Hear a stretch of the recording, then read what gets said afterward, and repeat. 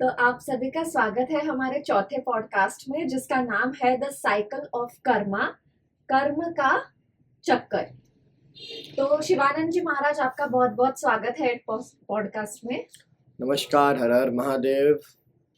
तो इस पॉडकास्ट में हम जानने वाले हैं कर्म का खेल, यानी कर्म किस तरह से मनुष्य के जीवन में चढ़ाव उतार या मनुष्य को किस तरह से कर्म, मनुष्य जो लाइफ के गेम में खेलता है, परेशान दुख सुख ये खेल खेलता है, वो कर्म के द्वारा ही खेला जाता है। तो जानने वाले हैं कर्म का खेल, यानी कर्म का खेल क्या है, आखिर क्यों इसको कर्म का खेल कहा जाता है और कर्म में क्या क्या कर्म आते हैं और कर्मों के कारण ही हमारा सुख दुख अच्छा बुरा होता है क्या, इस बारे में जानने वाले हम आज के इस पॉडकास्ट में। तो ध्यान देकर सुनना है हर एक चीज कर्म के बारे में। जी, तो महाराज, क्या कर्म केवल हमारे कार्यों का फल है या ये हमारी सोच का भी है? कर्म हमारे कार्यों का फल है, लेकिन जो कर्म है वो कहा जाता है कि किसी हर एक प्रत्येक चीज में कर्म छुपा है। हम किसी का अच्छा करते हैं वो भी एक कर्म है, हम किसी का बुरा करते हैं वो भी एक कर्म है। हम यदि किसी चूहे को बिल्ली से बचाते हैं, हमने किसी की जान बचाई है, वो भी हमारा कर्म है। और हमने बिल्ली का खाना उससे छीना है, वो भी एक कर्म है। बस फर्क इतना है कि इस जगह पर हम अच्छे भी हुए और हम बुरे भी हुए, क्योंकि हमने एक प्राणी का खाना छीना है और हमने दूसरे प्राणी को एक प्राणी से बचाया है। कर्म का खेल बड़ा ही अलग होता है, ये सोच का नहीं होता है, ये किया जाता है, ये कार्य के द्वारा होता है, जिसको हम कर्म का खेल बोलते हैं। जी, क्या जैसा बनोगे या बोओगे वैसा काटोगे का नियम आज भी उतना ही सटीक है? कलयुग में तो बहुत सटीक है नियम। कहा जाता है कि आप जिस पेड़ को, मतलब आपने यदि कांटा का पेड़ लगाया है तो वहां से कांटे ही निकलेंगे। यदि आपने फूल का पेड़ लगाया है वहां से फूल ही निकलेगा। उसी तरह से आपके कर्म डिसाइड करते हैं कि आपका होने वाला आगे का भविष्य या आने वाली आपकी पीढ़ी कैसे होगी। यदि आपने बहुत बुरे कर्म किए हैं तो वो कांटे की तरह आपको चुभेगा बड़ा होने के बाद, आपकी अगली पीढ़ी, अगली जनरेशन। यदि आपने फूल की तरह काम किया है तो आने वाला भी फूल की तरह होगा, नाजुक होगा, खुशबूदार होगा और लोग उसको पसंद करेंगे, क्योंकि कर्म का खेल है। कर्म का खेल बड़ा साफ है।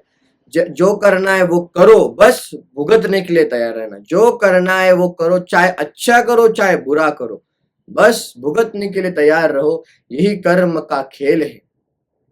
जी, अनजाने में की गई गलती का कर्म फल कैसा निर्धारित होता है?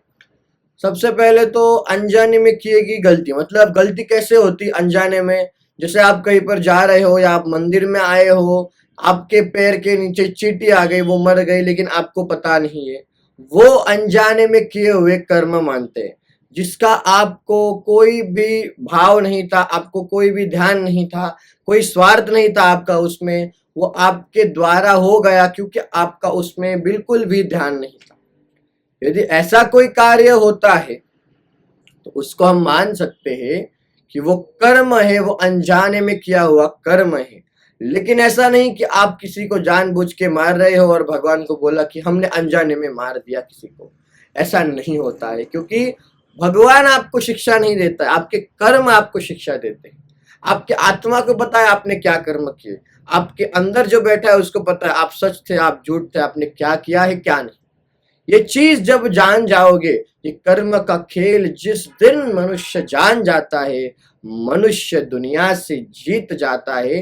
क्योंकि अनजाने में किया हुआ कर्म का हमें मुक्ति मिल सकता है, उससे हमें उससे क्षमा मिल सकती है, लेकिन जानबूझकर किए गए कर्मों में, पापी कर्मों में हमें कभी भी माफ नहीं किया जाता है, उसको हमको भुगतना ही पड़ता है। यही नियति है और यही धर्म का पालन भी है और यही कर्म का भी कार्य है। कर्म एक कार्य है, बिना कार्य के कोई भी कर्म उत्पन्न होना असंभव है। प्रत्येक कर्म में कोई ना कोई कार्य आता है, चाहे अच्छा कार्य हो चाहे बुरा कार्य हो। जी गुरुजी, अक्सर ऐसे कहते हैं कि अच्छे इंसान के साथ बुरी घटनाएं होती है, तो ये होने वाली बुरी घटनाएं उसके पुराने कर्मों का हिस्सा है। जो अच्छा इंसान होता है उसके साथ अक्सर बुरा क्यों होता है, या जो भगवान का पूजा पाठ करने वाला होता है अक्सर उसके साथ बुरा क्यों होता है, बहुत से लोगों का प्रश्न है। लोग कहते हैं हम पहले बुरा करते थे हमारा अच्छा होता था, अब हम अच्छा करते तो हमारा बुरा क्यों होता है।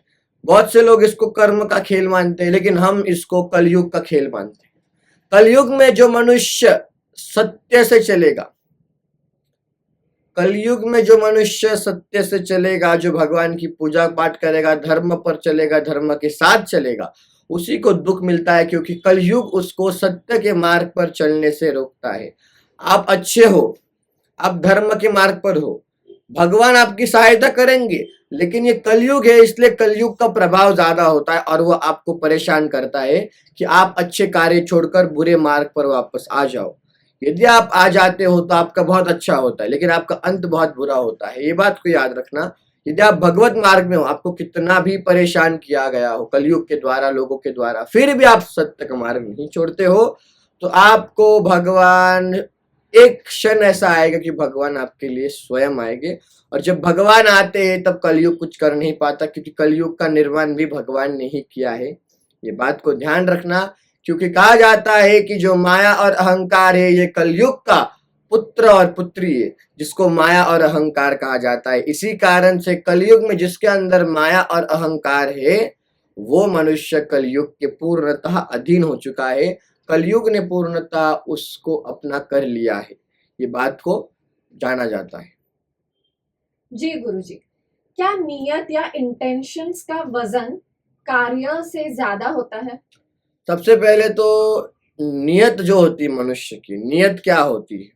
नियत मतलब जब मनुष्य कोई कार्य करने जाता है, उस कार्य में उस मनुष्य को अगर पूर्वतः कुछ धन प्राप्त होने वाला होता है, बोरी भर के धन, यदि वो कार्य करने जा रहा है, वो धर्म का कार्य है, यदि वो करने जा रहा है और उसको एक बोरी धन मिलने वाला है, यदि उसके सामने कोई अधर्मी खड़ा है और वो उसको एक सोने का महल देता है, लेकिन बोलता है कि धर्म के कार्य में जाओ, लेकिन वहां पूरा नष्ट करके आओ धर्म को, यदि वो ऐसा करता है तो उसको कहा जाता है नियत। मतलब पल भर में धन के लिए मनुष्य की नियत घूम जाना, उसका नियत बदल जाना और धर्म को अपनाना नहीं, धर्म के विमुख जाना, वो जो नियत बदल जाती है तो वैसे मनुष्य के कार्य कभी सफल नहीं होते, क्योंकि उसके दृष्टि में धन ही सब कुछ होता है, धन ही ईश्वर होता है और धन ही माता पिता होता है। जिस मनुष्य की नियत खराब हो जाती है, नियत खराब होने के पश्चात मनुष्य कभी खुद को पहचान कर भी पहचान नहीं पाता है कि मैं कौन हूँ। बस उसको एक ही बात का ध्यान रहता है, वो है धन। जब तक धन उसके पास है वो खुश, धन नहीं वो दुखी। ऐसा नहीं करना चाहिए, क्योंकि ये नियति के द्वारा होता है, ये नियति के द्वारा किया गया कर्म है। नियति यदि किसी मनुष्य की खराब हो तो उसके कार्य भी खराब हो जाएंगे। मतलब वो खराब कार्यों में ही अपना समय, अपना ध्यान, मन, तन, धन सब लगाएगा। जब नियत खराब होती है मनुष्य की, नियत अच्छी होती है तो अपना पैसा वो धर्म के कार्य में, दान में लगाएगा, यदि उसका नियत अच्छा होगा तो। बहुत से कलयुग में ऐसे लोग हैं, कहा जाता है कलयुग में मात्र दान बच गया है। जब सतयुग था, सतयुग में लोग सत्य बोलते थे, लोगों ने सत्य बोलना छोड़ दिया तो सतयुग चला गया। फिर आया त्रेता युग। त्रेता में लोग साधु तपस्या करते थे जंगलों में, सब तपस्या छोड़कर शहरों में आ गए। फिर चला गया त्रेता युग। फिर आया द्वापर। द्वापर में आपस में लड़कर सब रघुवंशी आपस में लड़के ही मर गए। और फिर आया कलयुग। अब कलयुग में मात्र एक ही चीज बची है, वो है दान। जिस दिन दान खत्म हो जाएगा कलयुग से, कलयुग भी समाप्त हो जाएगा। इसलिए दान करो। कलयुग, ये जो हम जी रहे हैं ये दान के कारण जी रहे हैं। दान आपने खत्म कर दिया, आपका भी सर्वनाश निश्चित है, ऐसा कहा गया है और ये सत्य घटना है। कृपया करके जितना दान कर सकते हो दान पुण्य, उतना दान पुण्य करो। जितना दान पुण्य करोगे आने वाले समय में उतना अच्छा, बहुत अच्छा होगा। इसलिए दान करना अति आवश्यक है। जी, क्या हम अपने आज के कर्मों से अपना लिखा हुआ भाग्य बदल सकते हैं? हम लोग अपने आज के कर्मों से जो भाग्य है हमारा, जो विधाता के द्वारा लिखित है, वो बदल सकते हैं। लेकिन कहा जाता है कि भाग्य बदलने के लिए मनुष्यों को पूर्ण तरह से अपने भाग्य में जो लिखा हुआ है उसको मिटा वही सकता है जो खुद को जान लेता है, जो खुद को समझ लेता है। यदि किसी मनुष्य को कहा गया हो किसी ब्राह्मण पंडित के द्वारा कि भविष्य में तुम कुछ और करोगे लेकिन आप कुछ और करना चाहते हो, ये आपके भाग्य में ये है लेकिन आप ये करना चाहते हो, ये भाग्य में जो होगा, भाग्य में जो होगा वो तो होगा, लेकिन भाग्य में जो नहीं होगा वो शिव की पूजा से प्राप्त हो जाएगा। क्योंकि शिव एकमात्र ऐसे देवता है जिनके पास भाग्य बदलने की शक्ति है, और जो कर्मों से परे है वो शिव है, जो कर्मों से परे है वो शिव है। एकमात्र ऐसे देवता है महादेव जो कर्म से भी ऊपर है, कर्म से भी, जिनके नीचे कर्म आता है। कर्म किसी को माफ नहीं करता है। मनुष्य कहता है कि मैंने किसी का भी, कोई किसी ने मेरे को खिलाया नहीं है, मरते दम तक मैंने अपना ही कार्य किया है, मैंने किसी का बोझ नहीं बना हो। एक बात याद रखना, मरने के बाद भी 4 कंधा तुमको जो देने आता है वो भी तुम्हारा एक कर्म होता है। उसको कंधा देने के लिए तुमको वापस आना पड़ता है, क्योंकि तुमको कंधा देने वाला भी तुमको स्मशान तक ले जा रहा है, वो भी एक कर्म है। बस उस कर्म को तू देख नहीं पाता है, उस कर्म को तू देख नहीं पाता है, लेकिन तेरा ही शरीर वो लोग स्मशान तक ले जाते हैं। ये भी एक कर्म है, जीता जागता कर्म है। ये बात को समझना आवश्यक कि कर्म का खेल बड़ा निराला होता है। जो जैसा है उसको वैसा वो देता है। कर्म का खेल बड़ा निराला होता है, बड़ा निराला होता है। जी, क्या किसी गलत काम को होते हुए चुपचाप देखना भी एक बुरा कर्म है? कहा जाता है कर्म, बुरे कर्म करने से ज्यादा जो बुरा होते हुए देखता है और कुछ कर कर सकता है फिर भी वो चुप रहता है, सबसे ज्यादा पाप उसको लगता है। क्योंकि वो देख रहा है अपने आंखों से कि वहां पर गलत हो रहा है, लेकिन वो रोक नहीं रहा है, ये सोचकर कि भगवान आएंगे। लेकिन भगवान मनुष्य के द्वारा ही आता है। क्या पता वो भगवान तुम्हारे अंदर उस समय आ जाते, आ सकते थे लेकिन नहीं आए। लेकिन यदि आप ऐसा करते हो तो इसका जो फल है वो आपको भी प्राप्त होता है, जो बुरा फल होता है। आप देख रहे हो कि किसी को, किसी महिला को, किसी स्त्री को छेड़ा जा रहा है, आप देख रहे हो गौ की हत्या की जा रही है, आप देख रहे हो किसी प्राणी को मारा जा रहा है, आप देख रहे हो वहां पर जानबूझकर किसी लड़के को मारा जा रहा है, फिर भी आप उसको बचाते नहीं हो, किसी के प्राण नहीं बचाते, आप देखते रहते हो। ये सबसे बड़ा पाप और ये सबसे बड़ी मूर्खता है। सबसे ज्यादा पाप इन लोगों को ही लगता है जो देखकर आनंद लेते हैं झगड़े का या वो परिस्थिति का। ये बात को सदैव याद रखना, आप वो परिस्थिति को देखते हो, वही परिस्थिति कुछ साल बाद आपके ऊपर भी आती है। ये बात भी निश्चित है और सत्य है। जी गुरुजी, बिना फल की इच्छा के कर्म करना आज के दौर में कैसे संभव है? क्योंकि आजकल सभी को कर्म करना है और उसका फल तुरंत मिले ऐसी कामना करते हैं। सबसे पहली बात तो फल, ये स्वाभाविक है कि यदि आप कष्ट करते हो, आप कर्म करते हो, आप फल की इच्छा करोगे ही, क्योंकि कुछ पाने के लिए कुछ देना पड़ता है। एक हाथ से दो, एक हाथ से लो, ये बराबर है, सब बात सत्य है। लेकिन कर्म करने के बाद फल ना मिले तो इसका अर्थ क्या होता है? इसका अर्थ होता है कि पिछले जन्म में हमने कोई दूसरों के फल खाए थे बिना कोई कार्य किए, हमने किसी और का कार्य किया हुआ धन खाया था। इसी कारण से इस जन्म में हमको विधाता के द्वारा कोई कर्म के फल नहीं दिए जाते हैं। हर एक चीज का किसी न किसी चीज से बंधन होता है, हर एक चीज का किसी न किसी चीज से जरूर कोई कनेक्शन होता है। बिना कोई बात के, बिना बात कोई घटित नहीं होती है इस संसार में। यदि चींटी होती है, चिड़िया होती है, रात को जब पेड़ के टहनी पर सोती है तो भी वो गिरती नहीं है, भगवान उसको गिरने देता नहीं है। भगवान इतने निर्मल, इतने कोमल है। यदि आपको कर्म का फल नहीं मिल रहा है तो भगवान को भी दिख रहा होगा, लेकिन आपके कार्य, आपके कर्मों के अनुसार ही भगवान आपको दे रहा है।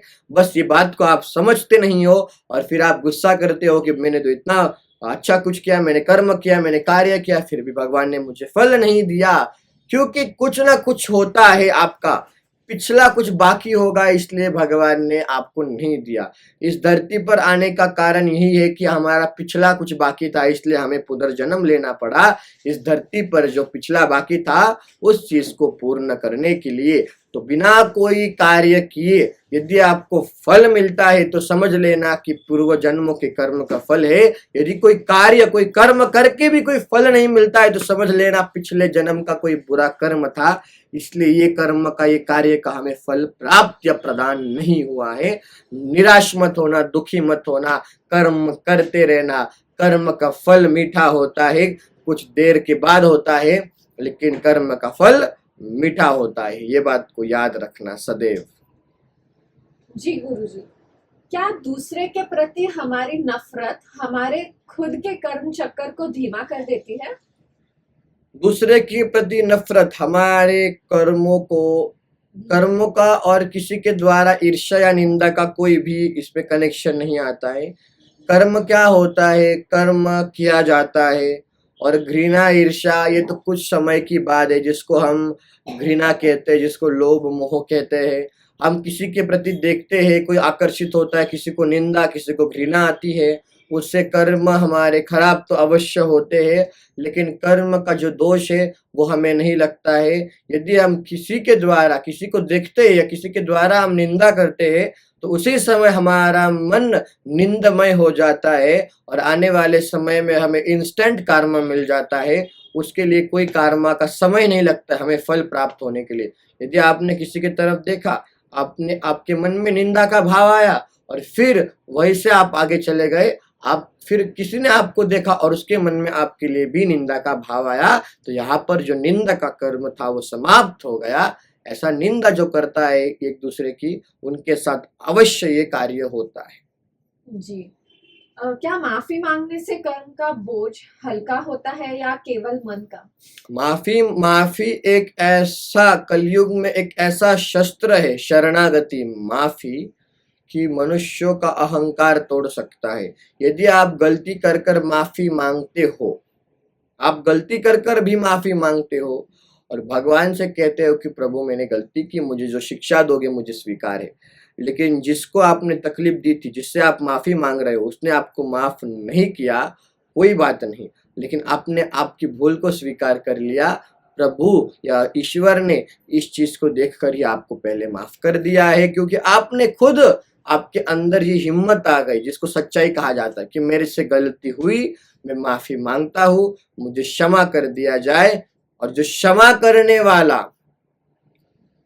करने वाला ईश्वर से भी बड़ा होता है, ऐसा ईश्वर ने ही कहा है। क्षमा, दया करने वाला मेरे जैसा होता है, मुझसे भी बड़ा होता है, क्योंकि उसके अंदर ईश्वरीय गुण कहा जाता है, जिसको वो होता है। जी, क्या हमारे वर्तमान बीमारियां या फिर परेशानियां पिछले जन्मों का कोई कार्मिक हिसाब होता है? हमारा जो बीमारियां है वो अवश्य ही हमारे जीवन चक्र के इस साइकिल में एक एक चीज पूर्व जन्मों के इस पे आधारित है।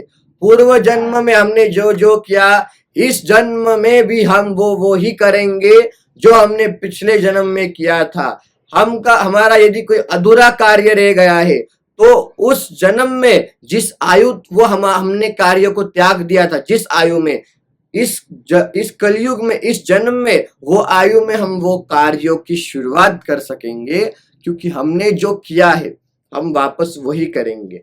उस समय जो किया इस समय वही करेंगे। धीरे धीरे चलते जाएंगे, धीरे धीरे कर्म करते जाएंगे। ऐसा कहा जाता है, जो भीष्म पितामह थे उन्होंने कहा भगवान श्री कृष्ण से, प्रभु मैंने मेरे 5 जन्म जाके देख लिए, मैंने तो कोई बुरा कर्म नहीं किया था, फिर मेरे शरीर में इतने बाण क्यों घुस गए मेरे शरीर में, इतने बाण, मेरी मृत्यु ऐसी क्यों? फिर प्रभु श्री कृष्ण ने कहा कि तुमने अपने 5 जन्म देखा है, मैंने तुम्हारे 7 जन्मों पूर्व देखा है, और तुम उस समय एक राजा के पुत्र थे, तुमने तितलियों को कांटे चुभाए थे। कांटे चुभाने के कारण मैंने तुमने जब कांटे चुभाए उसके कारण इस 7 जन्म बाद तुमको इतने सारे बाण तुम्हारे शरीर में घुस गए। ये होता है कर्म का फल, और कर्म का फल भगवान को भी नहीं चुका है। जब भगवान श्री कृष्ण जो राम थे सतयुग में, जिस समय उन्होंने राजा बाली को चुपके से बाण मारा और उनकी मृत्यु हो गई थी, उसी बाली शिकारी बनकर द्वापर युग में भगवान श्री कृष्ण के अंगूठे में बाण मारा था। और जब बाण लगा तो शिकारी ने कहा, प्रभु क्षमा करें, मुझे पता नहीं था कि आप है। फिर प्रभु ने कहा, तुम क्षमा मत मांगो, क्योंकि ये मेरे कर्म का फल था। सतयुग में मैंने तुमको बाण मारा था चुपके से, इस द्वापर युग में तुमने मुझे बाण मारा, और फिर कलयुग का अंत हुआ। तो भगवान ने भी ये सिखाया है कि कर्म का खेल बड़ा ही एक ऐसा खेल होता है जिसके अंदर भगवान भी नहीं बच सकते। जिस समय भगवान शिव ने सूर्य देव को अपने त्रिशूल से उनको मारा था, उसी समय उनका गले पर वार किया था भगवान शिव ने सूर्य देव पर। उनके पिता ने भगवान शिव को श्राप दिया था, आने वाले समय में आप खुद अपने पुत्र का भी धड़ से सर अलग करोगे आपका त्रिशूल के द्वारा। इसी कारण से गणेश जी का भी त्रिशूल के द्वारा भगवान शिव ने प्रहार किया था उनके मस्तक के ऊपर, उनके सर के ऊपर। इसी कारण से गणेश जी को भी हाथी का जो सिर है वो बिठाना पड़ा था। इसके पीछे पूरा कार्मिक है, बस लोग जानते नहीं है, लोग मानते नहीं है, लोग इसको स्वीकार नहीं करते। लेकिन ये सत्य था, सत्य है और सत्य रहेगा, क्योंकि ये कर्म का खेल है। कर्म का खेल ऐसा होता है जो अच्छों को घुमा डालता है, क्योंकि इसके अंदर ऐसा होता है कि आपके पास जो कुछ है उससे कर्म को कोई मतलब नहीं है। बस आपके पास सब होकर भी आपने क्या किया है उससे कर्म को मतलब है, उससे कर्म को मतलब है। कर्म इतना सरल शब्द है, कर्म मतलब पहले कर तू और फिर मर तू, पहले कर तू फिर मर तू। अच्छा करेगा तो अच्छा मृत्यु होगा, बुरा करेगा तो बुरी मृत्यु होगी मृत्यु। लेकिन अच्छा बुरा इसमें फर्क होता है कर्मों के अंदर, ये बात को सदैव याद रखना। इसलिए कभी भी कोई बुरा करने से पूर्व सोचना कि वापस आने वाला है, अभी नहीं आएगा अगले जन्म में, लेकिन आएगा जरूर। और कलयुग में क्या है कि कलयुग में इंस्टेंट कार्मा है, मतलब यही कहीं पर मिलता है। कैसे? आप अभी यदि आप नदी में जाके कूदते हो तो आपको हाथ पांव आज ही हिलाने पड़ते हैं। आपने गर्म पानी आज डाला आपके हाथ पर तो आपको दर्द भी अभी ही होगा। आपने काट दिया आपका हाथ तो अभी खून निकलेगा, अगले जन्म में नहीं निकलेगा। इसको ही कहते हैं कलयुग का इंस्टेंट कार्मा, मतलब जो कुछ होना है कलयुग में वो अभी होने वाला है। कलयुग में कुछ होने के लिए ज्यादा समय ज्यादा देर नहीं लगता है, क्योंकि ये कलयुग है साहब। यहाँ पर दिन ब दिन समय कीमती है, और कलयुग के दिन है वो सतयुग द्वापर त्रेता से जल्दी आगे बढ़ रहा है। जो समय का जो साइकिल है, चक्र है, वो जल्दी आगे बढ़ रहा है। इसलिए कर्म ठीक से करिए और भगवत मार्ग में चलिए, शिव के मार्ग में चलिए। जी गुरुजी, और बताइए कि क्या किसी प्रार्थना या फिर किसी मंत्रों द्वारा हम किए गए अपने बुरे कर्मों के प्रभाव को बदल सकते हैं?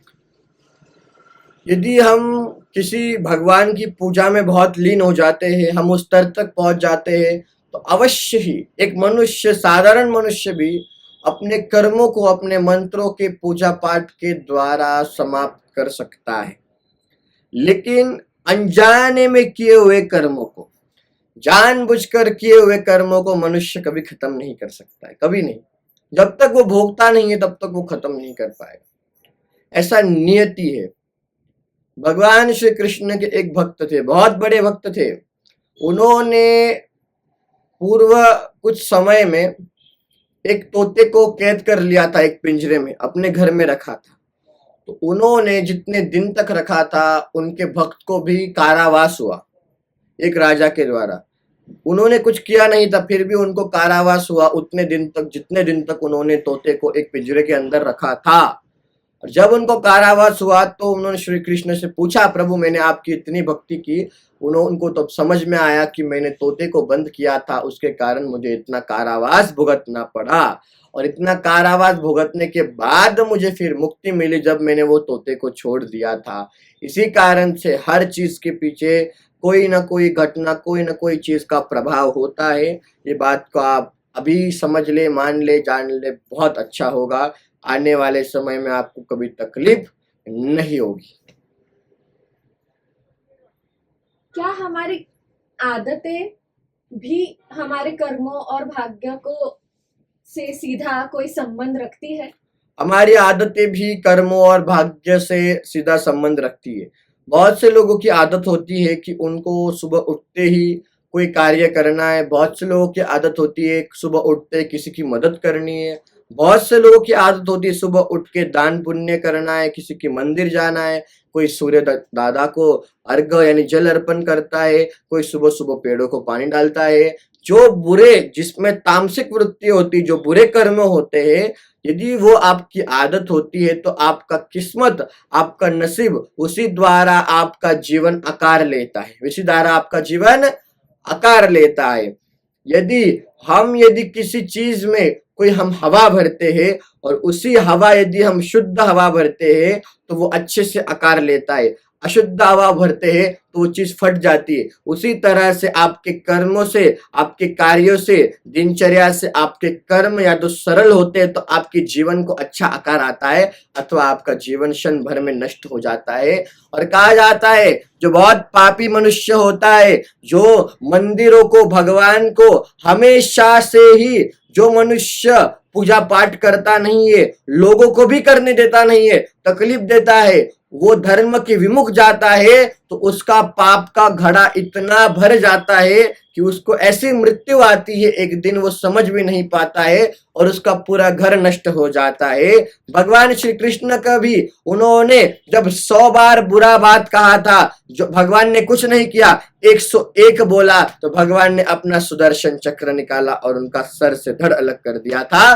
लेकिन भगवान को पता है कि किस तरह से मनुष्य का कर्म का पाप का घड़ा भरना है। जो लोग कहते हैं कि हमने भगवान के मंदिर में जाना छोड़ दिया, हमने भगवान के भक्तों को ऐसा बोलना शुरू कर दिया, हमने लोगों को पूजा करने से रोक दिया, हमने मंदिरों को नष्ट कर दिया, लेकिन एक बात याद रखना, आने वाले समय में आपकी पीढ़ी पूर्णता नष्ट हो जाएगी और आपका मृत्यु ऐसा मृत्यु होगा जो आज तक आपने कभी सोचा नहीं होगा। क्योंकि जो धर्म के बीच में आता है, जो धर्म से विमुख हो जाता है, वो मनुष्यों को जल देने के लिए भी कोई बचता नहीं है। अंतिम जल भी आपको कोई देगा नहीं, आपको किसी के द्वारा आपको, क्योंकि आपके घर में कोई बचेगा ही नहीं तो आपको देगा कौन। इसलिए कहा जाता है धर्म से चलो, कर्म से चलो, दान पुण्य करो, नियत साफ रखो और भगवान को, निसर्ग को बचाने में प्रयत्न करो, वही तुम्हारे मुक्ति का द्वार, मुक्ति का मार्ग है, अन्य कोई मार्ग नहीं है। ये बात को सदैव याद रखना है।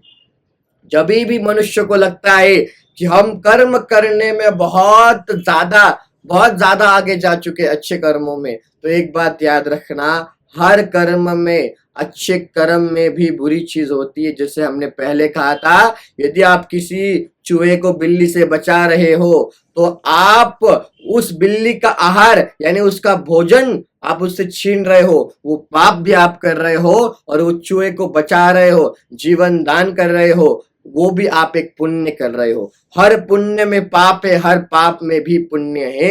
यही कलयुग का नियम है, यही संसार का नियम है। जो बोओगे वही उगेगा और वही खाना पड़ेगा, वही काटना पड़ेगा। तो सोच लो, मनुष्य को दिमाग बहुत अच्छा है, अच्छे बुरे का फर्क जिसको समझ गया, अच्छे बुरे का फर्क जिस मनुष्य को समझ गया, वो मनुष्य का बेड़ा पार हो गया। उसको कोई भी चीज को सोचने की कोई भी आवश्यकता नहीं है। यदि वो कर्म के खेल को एकदम ठीक से ठीक द्वारा समझ पाता है, समझ लेता है तो ही, अन्यथा कर्म उसको नष्ट कर देंगे, उसके जीवन को नष्ट कर देंगे। ये बात को सदैव याद रखना, ये बात को सदैव याद रखना। तो मिलते हैं फिर हम अगले पॉडकास्ट में, जिसके अंदर होगे ऐसी अनसुनी बातें, अनसुनी कहानियां, अनसुने रहस्य, जिसके बारे में मनुष्य नहीं जानते, लोग नहीं जानते। ये बड़ी ऐसी चीजें हैं जिसको अनुभव किया है, जिसको लोगों के द्वारा कहा गया है। कृपया जुड़े रहना है, पॉडकास्ट को पूरा देखना है। कृपया करके सब लोग कमेंट करें, शेयर और सब्सक्राइब करना। हर हर महादेव।